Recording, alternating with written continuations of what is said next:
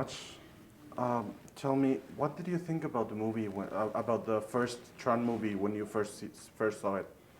Well, I first saw the Tron movie before I signed on to do Tron Legacy, and I was really impressed by how ambitious it was of a story. They were very groundbreaking, not only in the technology they used to make the film, but also in the questions they were asking about technology in their story. They were really far ahead of their time in terms of discussing things like programs. I mean, this was something that wasn't familiar to most people in 1982. But the writer and director, Steven Lisberger, was really ahead of his time in terms of discussing technology and the implications of things like the internet.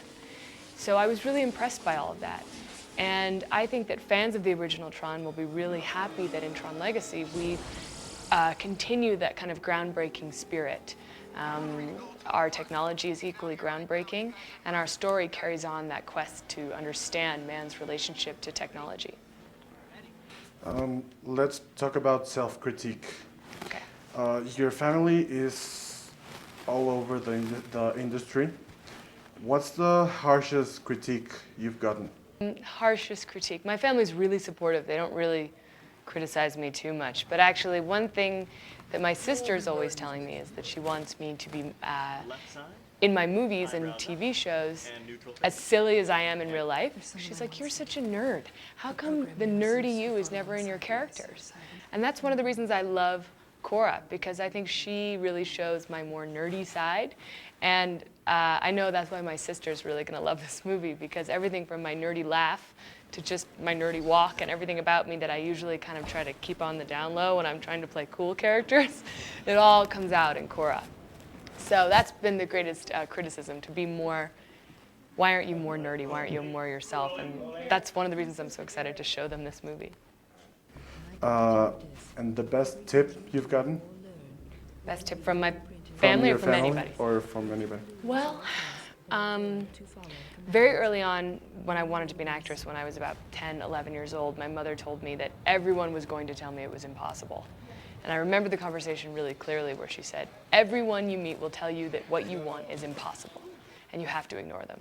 And she was right. Everybody says that acting is impossible. It's a crapshoot. 1 in a million people get to actually do it. So it was good advice, because she told me to persevere, and I have so far. You've mostly done real life, realistic TV shows. Mm-hmm. How has it been to work with unexisting things? I think it's really fun to work in the action-adventure genre, because you really get to use your imagination. You know, there's no logic to kind of hold you in. You can really play. And I really love that. I think that's one of the reasons I love Tron so much, is because it's really kind of expanding the imagination and really experimenting with the medium of filmmaking, and it's just a lot of fun. Can you tell me something about Tron, this movie, that you haven't told anyone?